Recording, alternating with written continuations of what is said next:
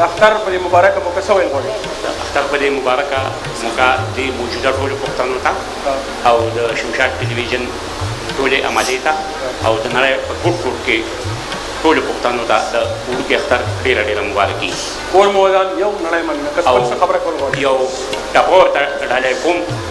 لومبۍ خبر خو دا ده چې پښتانه مینه ناک خلک دی. پښتانه په هر حال کې مینه کوي.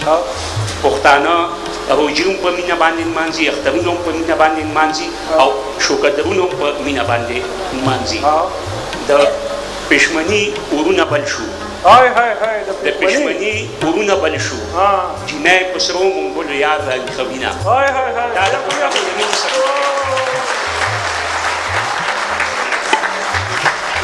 او په اختر کې وایي چې ته د اختر په سحر راشه، زه به دروزم تورې سترګې سره لاسونه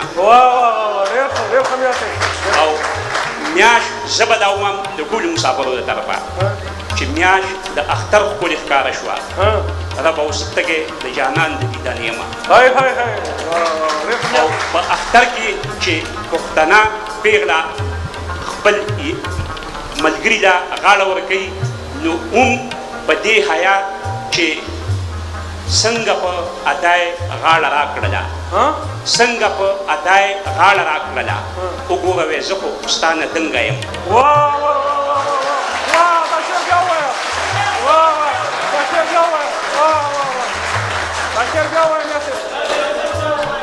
څنګه په ادای غاړه راکړله، وګوره وې زه خو ستا نه دنګه یم. یو نړۍ مننه. او یو بل چې پښتانه دلته په شرکتونو کې کارونه کوي نو د چوټۍ ورته مسلې وي، نو که کلي ته خبر وکړي چې زه په پلاني تاریخ درځم یا کوچني اختر نه درځم او شرکت کې څه مسله راشي او چوټي میلاو نه شي نو بیا وایي چې یاره زه به غټ اختر ته درځم. نو د هغه غاړې ورته یو ټپه کېږي چې ستا د راتلو لوز دې میرات شي، ستا د راتلو لوز دې میرات شي، زه دې د ګوتو په شمارلو ستړی کړم.